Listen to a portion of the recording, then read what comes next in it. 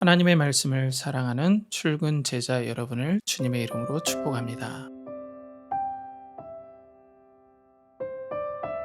출근 제자 여러분, 오늘도 아버지의 사랑에 대한 신뢰가 차고 넘치기를 축복합니다. 오늘 본문은 마가복음 6장 47절에서 52절입니다. 이는 그들이 그 떡 떼시던 일을 깨닫지 못하고 도리어 그 마음이 둔하여졌음이러라.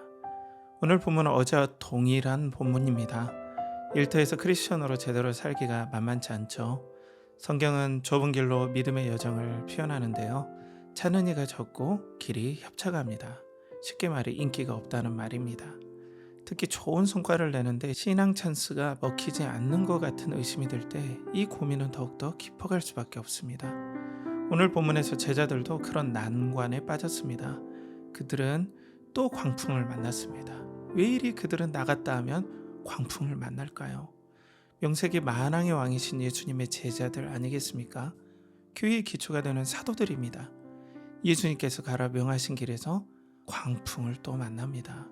게다가 예수님은 밤 사경까지 나타나시지 않습니다.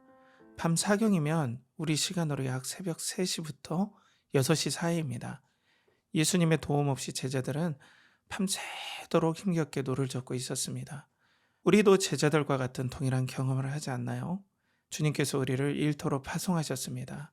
보내주신 일터에서 당연히 모든 일이 술술 잘 풀려야 합니다.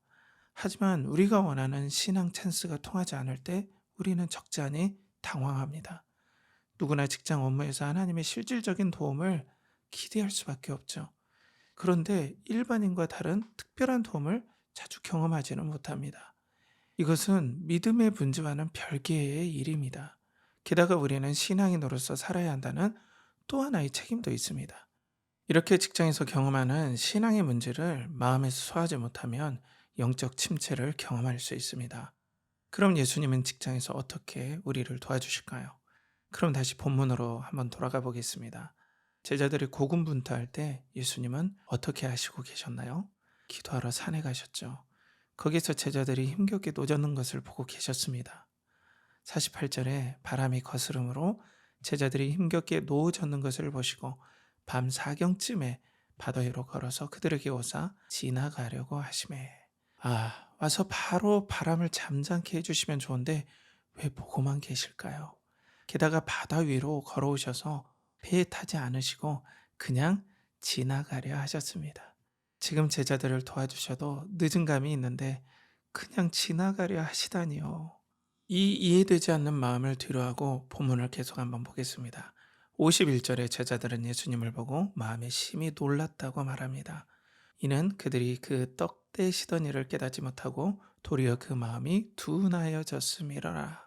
오병이어의 이적을 깨닫지 못하고 마음이 둔하여졌다 말합니다. 그럼 오병이어는 무슨 메시지를 제자들에게 주었을까요? 그것은 예수님께서 하나님이시고 메시아라는 사실입니다. 천하 만물을 다스리는 왕이라는 메시지입니다. 이스라엘을 광야에서 만나와 메추라기로 먹이신 분이 바로 예수님이다라는 말씀이죠. 그것을 물 위로 걸으시면서 증명하셨습니다. 신앙의 위인 중에 이런 제자들과 비슷한 경험을 한 사람이 있었습니다. 감리교의 창시자 존 웨슬레이입니다. 그는 대서양 한복판에서 놀라운 경험을 합니다. 자신이 탄 배가 엄청난 광풍을 만나 침몰 직전까지 간 상황이었습니다.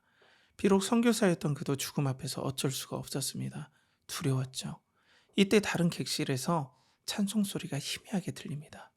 정신없는 와중에 살펴보니 모라비안 교도들이라는, 그러니까 모라비안이라는 크리스천들이 너무나 평안한 얼굴로 남녀노소 할 것 없이 찬양을 하고 있었습니다. 아니, 이 와중에 웬 찬양일까요?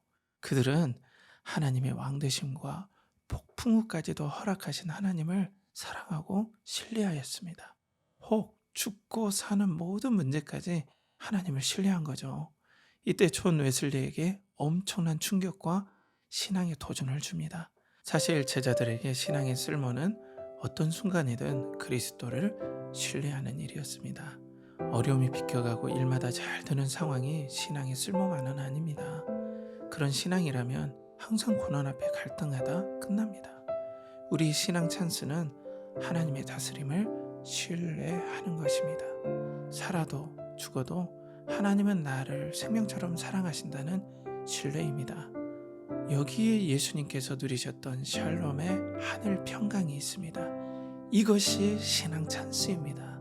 이것은 삶의 해탈이나 내려놓음이 아닙니다. 하나님을 신뢰하는 자에게 주시는 평강의 선물입니다. 이것이 우리를 직장에 파송하신 중요한 이유 중에 하나입니다. 직장에서 성과나 진급이 마음대로 안 될 수도 있습니다.